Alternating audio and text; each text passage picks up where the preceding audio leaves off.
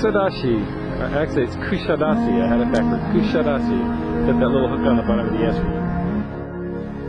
We're here with ancient archaeologist Wendy Beck, who's an expert on capitals, and she's about to tell us the difference between Ionic and Corinthian, and maybe a Doric if we can find one here.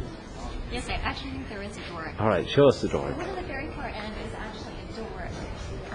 And why is that? Doric is very simple. They like very simple things. You'll see there's not a lot of decoration to the capital. Okay. itself. Next to it, we have a prime example of Corinthians.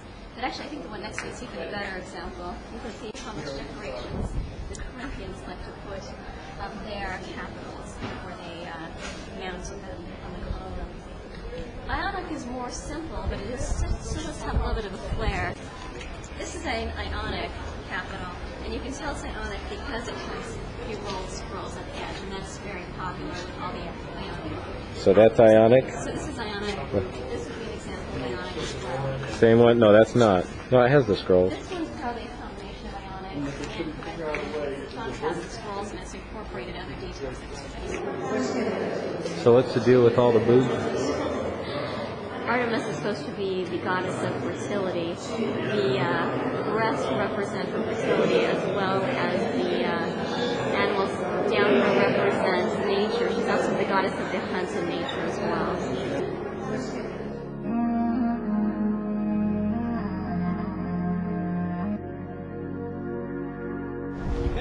We're at Ephesus now. We're going to see the theater. It's very windy here. It looked like it was going to rain, but we wish it rained this morning to make the dirt so it wasn't blowing all over us. Now we have to run to go catch up with our tour guide. What's your number? Windy here. I'm number 34 today. It was originally built during the Hellenistic period in the 3rd century BC by the commander of Alexander the Great. During the Hellenistic period, the city Ephesus became the primary port of Asia Minor. And during the Roman period, it became the capital city of the eastern provinces of the Roman Empire.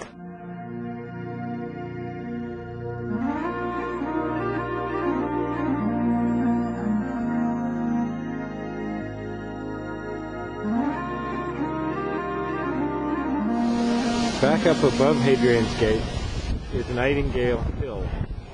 Nightingale Hill is where they believe Paul, is that right, Paul? No, John. St. John took Mary when they left after the crucifixion. They saw they were on the run from the people who tried to kill them for the next few years, and so they camped up there on the hill and then eventually went over the top of that hill, found another place, made a hut, and Mary lived her last few years there. They've since built a church there.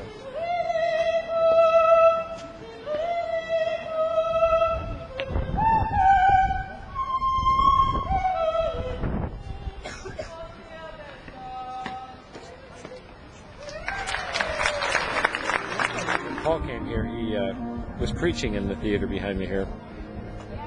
And of course the Christians were being persecuted at the time, and especially they were concerned because if everyone converted to Christianity, then this city, which was famous for its silver trade, would lose all of the, and the Temple of Artemis, would lose all of its business. And so the silversmiths got together, banded together, and actually got the crowd riled up against Paul and wanted to have him killed. So the governor came in, recognizing that Paul was a Roman citizen and that might bring some heat on them here.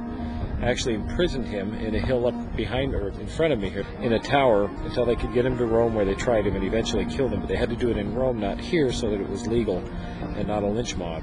But in effect, that's what happened here as Paul tried to preach in this theater in Ephesus. The entire road looks like this. There's that side. There's the front. And there's that side. We're more or less driving up the river.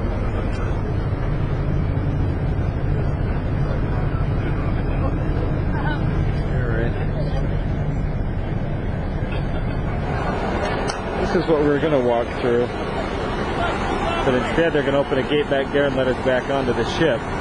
Because behind me, this is what the flood did today. I might come into this shop. This is amazing. You got to see this. This is nothing. I didn't have my camera there. We thought we were going to have to walk.